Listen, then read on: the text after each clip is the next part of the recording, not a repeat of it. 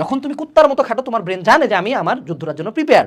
Say to say কোনো একজন, ধরো তোমার আমার মারামারি লাগছে, এখন ধরো আমি তো জিম করি, আমি শক্তিশালী, আমি জানি আমি তোমার চেয়ে দ্বিগুণ সাইজের একটা মানুষ, তুমি জিম টিম করো না, তোমার কোনো এক্সপিরিয়েন্স নাই, তুমি অবভিয়াসলি বেশি কনফিডেন্ট থাকবে না, আমি কনফিডেন্ট থাকবো। কিন্তু ধরো নাও যে আমি বিশাল মোটকা, বিশাল দানব, ঠিক আছে, অপোজিট সাইডের জন কারাতে জানে, হ্যাঁ, এমএমএ জানে, ও আমার ভাঙ্গে ভাঁজ করে রেখে দিবে না, আমি যত শক্তিশালী হই না কেন, কেন? কারণ ও জানে, ও হার্ড ওয়ার্ক করছে, he achieve that skill, that's why he is confident, right? So confidence আসে তুমি যখন হার্ড ওয়ার্ক করো, তোমার ব্রেন জানে I am prepared for this shit, that's why he is confident. 2 number, সেটা হলো সাকসেস। এই যে পয়েন্টটা আসলো, খুবই ইম্পর্টেন্ট পয়েন্ট, এটা খুবই ইম্পর্টেন্ট, মনে রাখবা। এটা অনেকে মিস্টেক করো।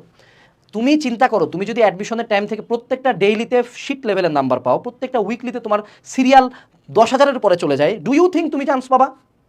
তোমার যখন পুরো লাইফ জুড়ে শুধু ব্যর্থতা ব্যর্থতা ব্যর্থতা ব্যর্থতা, তোমার ব্রেন কি দেখে কনফিডেন্ট হবে?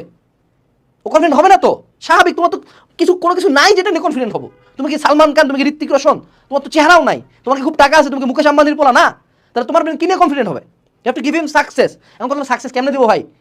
কনফিডেন্স নাই তাই সাকসেস নাই, সাকসেস নাই তাই কনফিডেন্স নাই, তো সাইকেলে পড়ে গেছি ভাই, কি করবো? এই সাইকেল ব্রেক